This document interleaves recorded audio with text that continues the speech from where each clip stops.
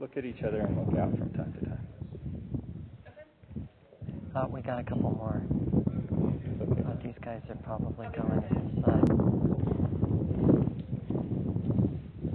Dr. Rob DeConto, as a leading climate modeler, you must be aware that the American people are not happy with what your models are producing. Now, you control the input variables.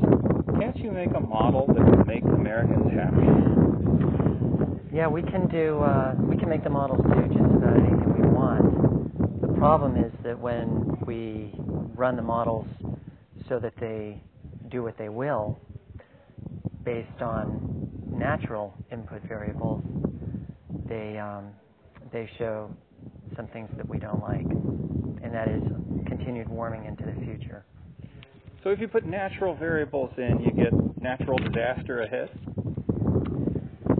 Well, the models produce the same type of natural variability in the climate system that exists in the real system, things like El Niños.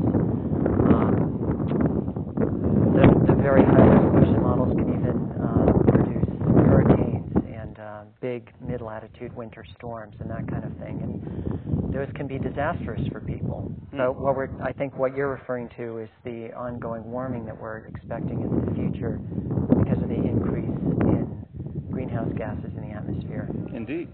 The alleged increase in greenhouse global gases. Now, as you know, a leading global warming denier has recently been quoted in the Washington Post as saying that you modelers are engaged in the equivalent of money laundering. Now, we're in Sicily.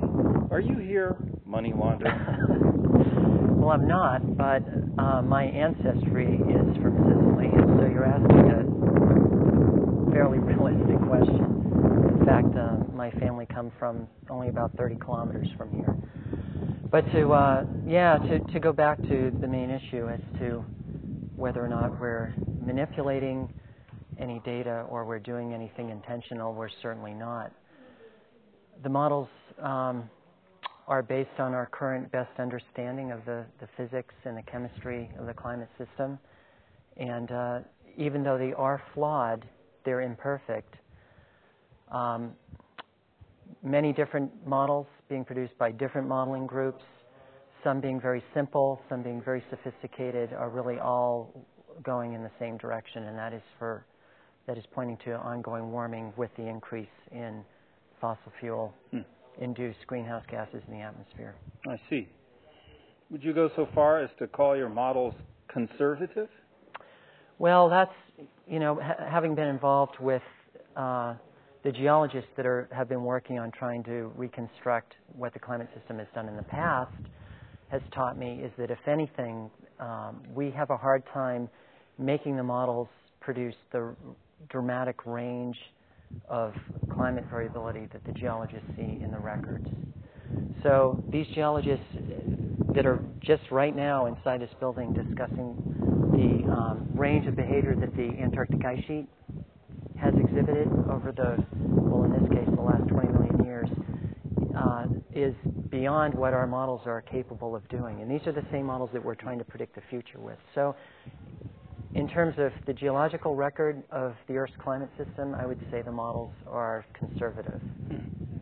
Just one last question. Less sensitive than the real system seems to be. Are you saying that conservatives are less sensitive? All right, just one last question. Are you doing this modeling in order to raise gas prices to the point that Americans can't afford to drive to the doctor to find out what Obamacare is really like? Is that why you're doing it?